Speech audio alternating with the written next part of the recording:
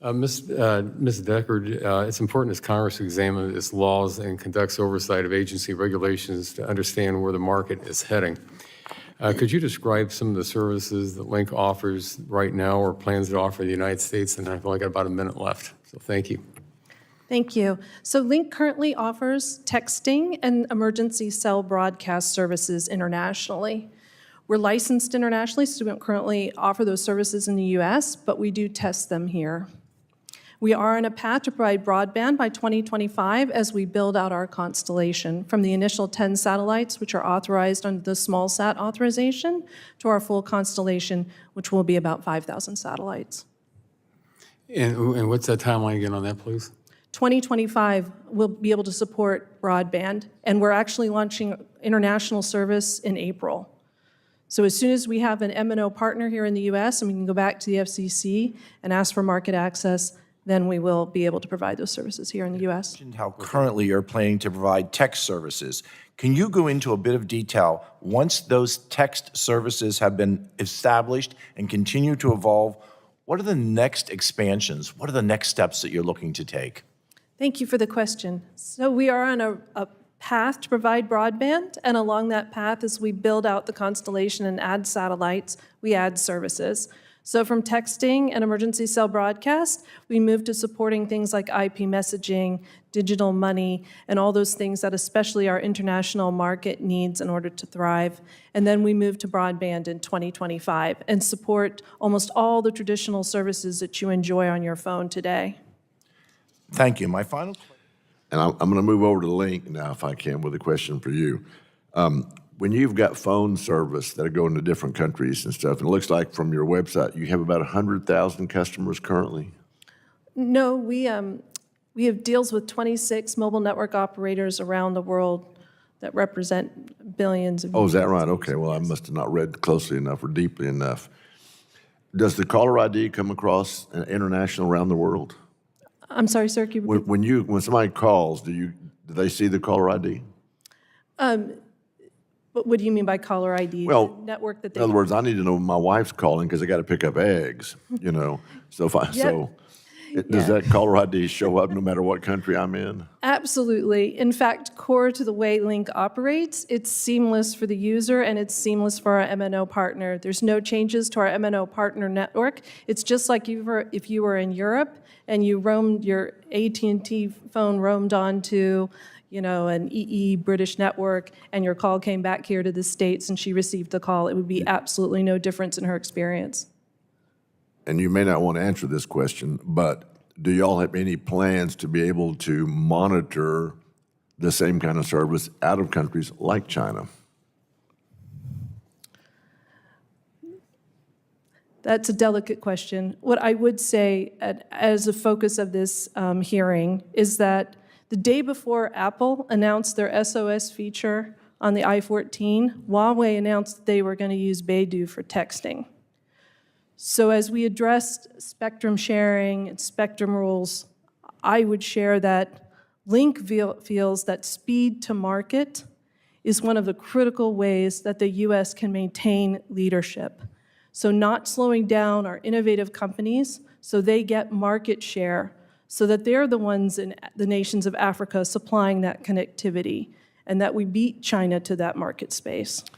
Okay, last question from Mr. And thank you all for being here. And this first question is for the whole panel.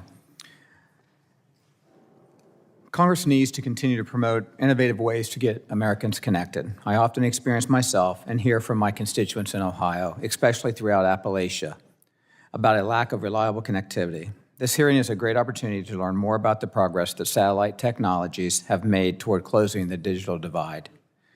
Without reliable connectivity, rural Americans face significant disadvantages that impacts their daily lives, including work, education, and quality healthcare services. The BEAD program has the opportunity to provide reliable, fast, and affordable internet to my constituents. However, I am worried many of my rural constituents that cannot be reached through fiber could still be left behind. Satellites can play a role in closing the digital divide and have the potential to increase competition in the industry, but it still seems like there are barriers to adoption in rural communities, one of the primary barriers being cost. Can you all discuss what innovations are happening in the industry that could bring the cost of satellite broadband service down for consumers? And Ms. Bingham, we'll start with you and we'll just go down. Thank you. So one area we haven't talked about as much is the terminal end. We are going from large satellite dishes to, if you were to go to Ukraine today, you'd have dishes that folks are lugging around that are literally no bigger than the size of this paper. Ms. Deckard here talked about you only need your phone, so you don't need to rely on cable, you don't need to rely on large towers to access those rural areas. But to your point, you've got to get the production numbers up to be able to drive down those costs. So that would be one example. With respect to satellite direct-to-phone, as we're seeing the market unfold, we're seeing that mobile network operators in this country, in order to keep customers, like T-Mobile, for example, are going to offer it at no additional cost. Because for Lynk, we have to be able to supply connectivity for someone in the Central African Republic who makes $60 a month. That's why we build cheap, small satellites, because you can't provide that cost-effective connectivity with large, expensive constellations. So I think you'll see with satellite direct-to-phone that is affordable for the consumer here in the United States, and I think you'll see the MNOs who want to provide that connectivity and want to keep the subscriber and not lose them to churn, supply that connectivity at a cost-effective price to their consumer. Okay, thank you all. I want to try to get this last question in from Ms. Deckard, and I want you to know that we're down to 25 seconds. It was great to hear your perspective on the work being done by your company to help provide cell service. My question for you is, what regulatory barriers, be it the licensing process or anything else, have you run into that could prevent other startups from breaking into the industry? Thank you for that question. So for startups that use streamlined processes like the small-sat authorization, which were inherently designed to be low risk, in the small-sat authorization, you're only allowed 10 satellites. They have to be small, and they have a limited lifetime of 6 years. We urge the FCC, when it's low risk, go faster. That's the only way American is going to keep its competitive edge. Thank you very much. I yield back, Mr. Chairman. My first question is to Ms. Deckard. You had an impressive career serving the public as a first responder before co-founding Lynk. In California, we were constantly dealing with increasing severities of wildfires and storms. In your testimony, you note Lynk's mission to revolutionize emergency disaster and response. From an emergency response perspective, can you talk about how having redundancy of networks benefits the public, especially when mobile networks are unavailable? As an engineer myself, redundancy is something that people think is a bad thing, but when it comes to saving lives and systems, redundancy is critical. Absolutely, sir. Thank you for the question. So in California, as you well know, in order to combat the wildfire situation and reduce the risk, they employed rolling blackouts, which took down their cell towers. So you can't even alert your public of the proper evacuation route. Technologies like Lynk can actually draw a polygon around a certain set of users driving north on a highway and tell them, your evacuation route is cut, we need you to go south now. And in that way, we can avoid bottlenecks when people need to evacuate. And it's also the coordination for the wildland firefighter. It's not only their safety when they're in the field. On average, we lose 15 wildland firefighters per year. I'm hoping that this year's fire season will not be that bad, but as all the California representatives know, you've seen gigafires in the last few years. So being able to support that local firefighter, who's most often a volunteer while they do their job, while they're out on the front line, and their family needs proper evacuation orders, being able to provide that for those communities is absolutely critical to emergency response, especially when we are no longer in a season. We're almost fighting fires year-round. Yes, well, thank you for, I just want to compliment you on your journey. Here you are in a very technical field, but yet you provide the practicality and the reality of how this is actually so important to us in everyday life. So congratulations on being one of the co-founders of Lynk. In your testimony, I've read it. You're very proud of the fact that you can actually connect to standard phone systems. anywhere in the world where they choose to connect with you. How would that be beneficial to the American who is not high income, the American who works every day for a living and really doesn't have enough money to buy a $1,000 phone or a $1,200 phone? How is that going to help them by having you be more successful in linking them? Absolutely, and that's why Lynk supports 2G, 4G, and 5G. You know, 46% of the mobile phone users in our world still connect using 2G. We connect $5 feature phones on the Lynk system all the way up to the high-end smartphone, and that's absolutely critical because you aren't actually solving the digital divide if the person can't afford the terminal without a subsidy. Granite State, we take great pride in the preservation of our beautiful forests and remote regions, which are the bedrock of our tourism economy. Now, recently, many of our major wireless companies have announced partnerships with satellite providers to extend service to some of the hardest to reach places, including parks, forests, and even ski areas around the country. Ms. Deckard, could you elaborate on these capabilities and their implications on the future of wireless and satellite connectivity across the country? Thank you for the question. So I think the implications are the reason why we haven't seen a total build out of terrestrial towers in the United States is because of the CapEx and OpEx. That's why our mobile network operator partners are looking to a satellite solution. In addition to the fact, as you mentioned, our beautiful national parks, people do not want to go out into the national park and see a cell tower, but what they do want is connectivity. So if the park closes, which we've had happen, they want instructions for how to leave it, and when they suffer an emergency, they want to be able to call for help. So I think, as you've seen, the mobile network operators are looking to partner with satellite companies to fill in the gaps in their coverage. And we've had examples, you gave the example of the family out in California. We've had accidents and deaths on Mount Washington as well. And we're only, you know, it's literally 2 hours from Boston, but it's very remote in the White Mountains and very rugged to get the rescue crews in there. And frequently they will find, you know, the cell phone, either the battery's dead or they're frantically trying to reach somebody and there's just not service. So thank you for everything that you're doing for safety and security for people, and thank you to all of you. This has been a fascinating hearing for me, and with 30 seconds left, I will yield back. Ms. Deckard, I mean, what can we do to advance, the technology as far as broadband and cell phone quickly? Because, we're running a lot of fiber optics in my district right now. Because I guess satellite's just not there. But are we going to be in a position very quickly where satellite will be there? I mean, are these competing technologies, or how can we, how's this going to work? Well, I think that, thank you for the question, sir.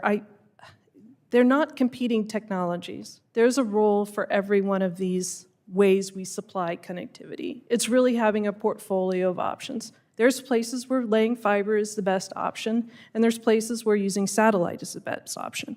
And the great thing about satellite is it provides network resiliency for the fiber-based networks when they go down for whatever reason. So it's not an either-or. It's how we build those services and continue to support the American public and meet their communications needs, which are growing on an everyday basis as we move forward. Well, and obviously GPS is good. I'll give each of you 30 seconds for the commercial side. Ms. Deckard, we'll start with you.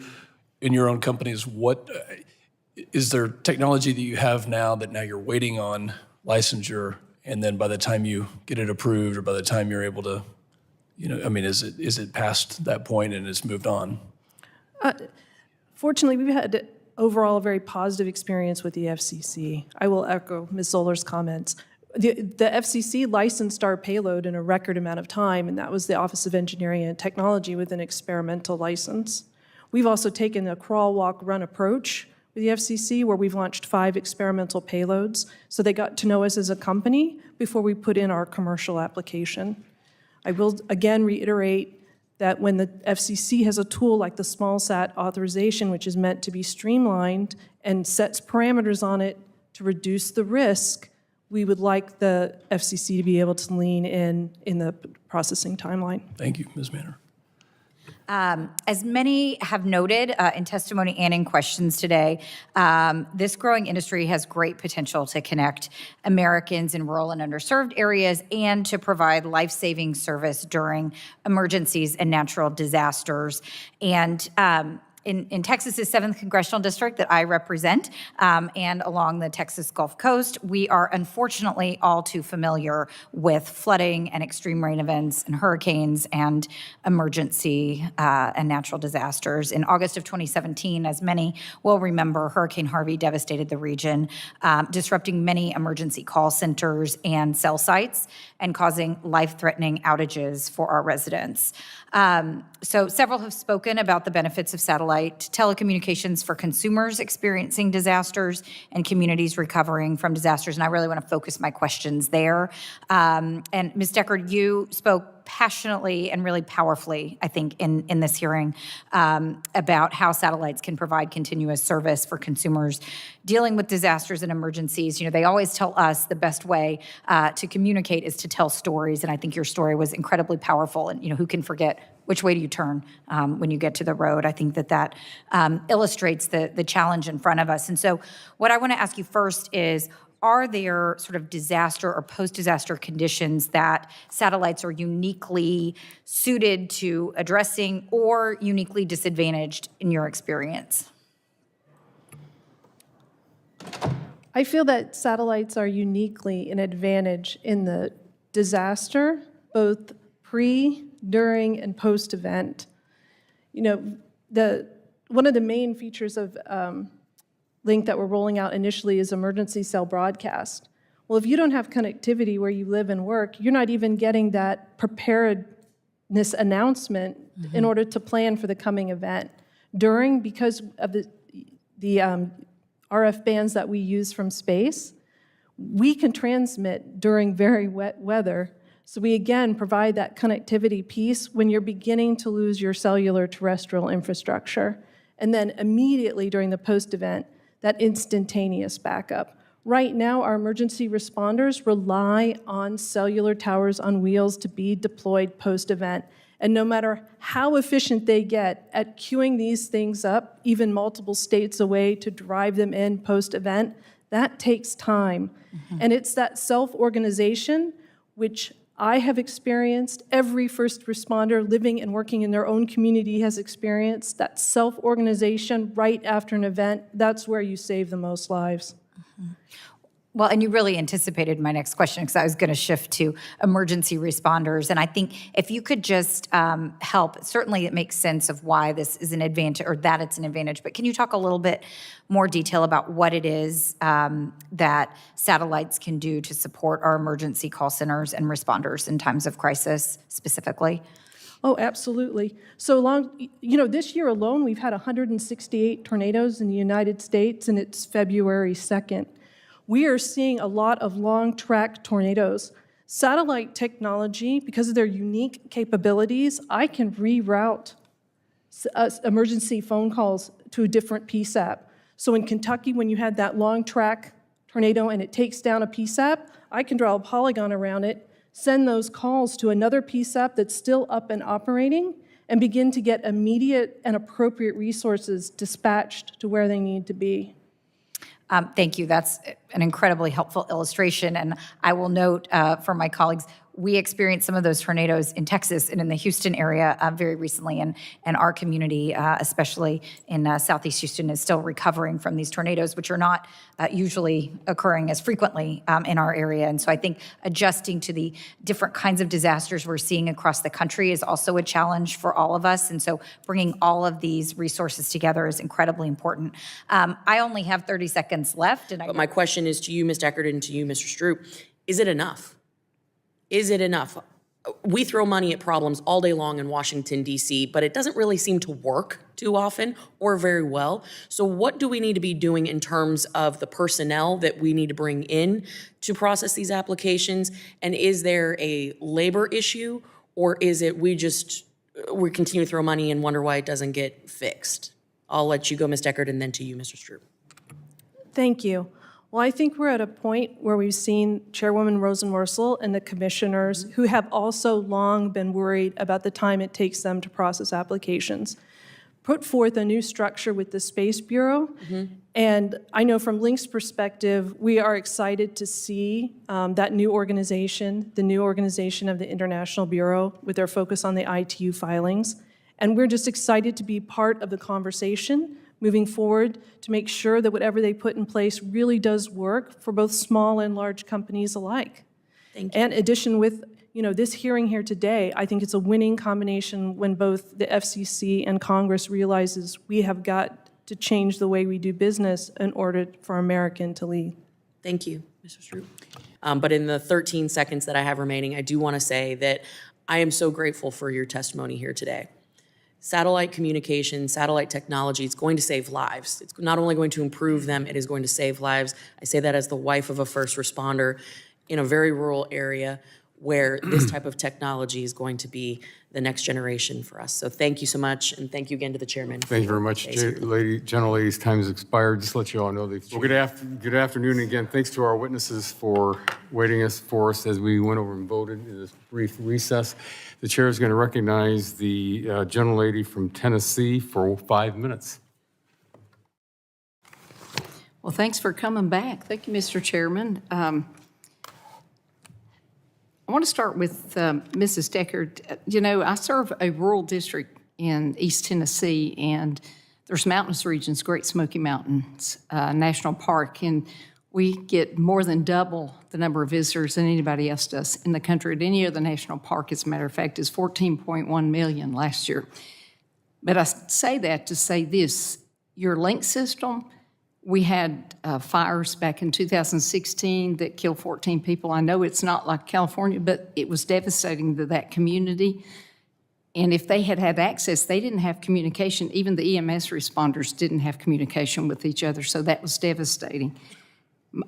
You say in your testimony that your model is to partner with carriers so they bring the spectrum and the customers, and you bring the space-based infrastructure to fill the gaps in the network. And my question is this: what kind of reception have you gotten from U.S. carriers, and how many partners do you need to offer this service?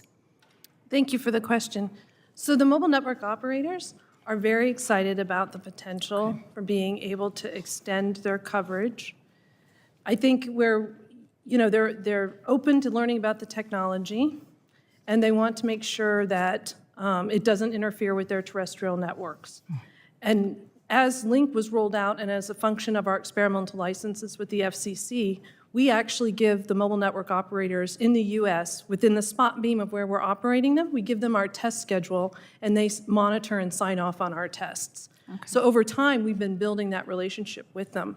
And you actually only need one large mobile network operator really to go into the FCC to be able to. Wow, that's partner. good to hear. We have the Appalachian Trail too, and I know that I've hiked on that Appalachian Trail, and there is no service. I don't care if you have to carry a GPS device to do that, but if we could do that on the phone, that would be fantastic. I know there's some apps you can download to tell you about the terrain, but thank you for what you've done with the EMS, and they've made a lot of corrections in Gatlinburg and different places after that fire. A lot of insufficiencies have been corrected because of that.